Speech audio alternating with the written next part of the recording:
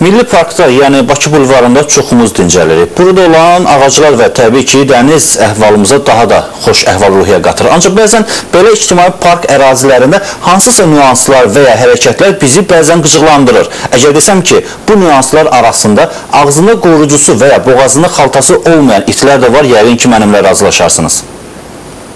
Dənizkənarı Milli Parka istirahətə gələn insanların əsasən səhər və axşam saatlarında narahat edən bir məsələ var ki, artıq uzun müddətdir onların narazılığına səbəb olmaqdadır. Bu da bulvar ərazisində itlərin xaltasız gəzdirilməsidir. Düzdür, parkın bir çox yerlərində bunu qadağan edən işarələr qoyulub. Amma təəssüf ki, buna riayət edən tapılmır. Nazirlər Kabinetinin itlərin küçə və parklarda xaltasız, ağızlıqsız gəzdirilməsini qadağan edən qərarının olmasına baxmayaraq, bugün parklarda əsasən də həm ərazisi, həm də istirahət edən sakinlərinin çoxluğu ilə seçilən Dənizkənarı Milli Parkda qaydaları pozaraq itlərini gəzdirənlərə tez-tez rast gəlmək olur. İş o yerə çatıb ki, it gəzdirməyə gələn sakinlər ətrafdakıları saymır və onları bəzən əllərindən buraxıb heç nə olmamış kimi gəzdirirlər. Mühafizə də onlara öz iradını bildirəndə deyirlər ki, narahat olmayın, heç nə olmaz, dişləyən deyil. Vətəndaş tərəfindən dəfələrlə şikayətlər olmuşdur. Tərəfimizdən nəzakət qaydaları çərçivəsində yaxınlaşdırıb nəzərlərinə çatdırılsa da, çox təəssüf ki, bəzi vətəndaşlar laqeyd yanaşırlar bizim təkliflərimizə. Dənizkənarı Bulvar İdarəsinin rəis müavini Nazim Məcidov dəfələrlə bulvar ərazisində xaltasız, ağızlıqsız itlərini gəzdirən sakinlərə idarə tərəfindən irad tutulduğunu desə də, onların buna laqeyd yanaşdığını, hətta bunu bir neçə dəfə təkrar olaraq etdiklərini bildirdi.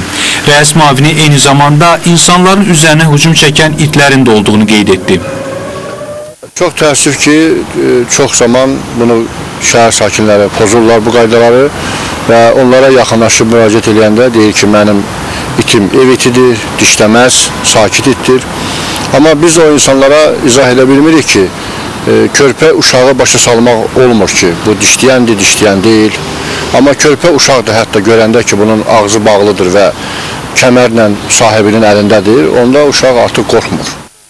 Düzdür, İnzibati Xətalar Məcəlləsinin 126-cı maddəsində it və pişiklərin, həmçinin digər heyvanların saxlanması qaydalarının pozulmasına görə 5 manatdan 20 manata da cərimə nəzərdə tutulub. Amma deyəsən cərimələrin az olması, eyni zamanda da bu məsələ ilə bağlı konkret bir qurumun məşğul olmaması, ağzı açıq itlərin, dolayısıyla it tərəfindən dişlənən insanların sayının artması təhlükəsini artıra bilər.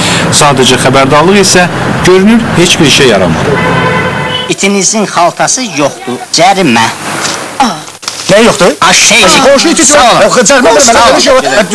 Heç təxsil var, gör, buna qonşu iti cərimə. Belə də şey olar. O nə dedi mənə?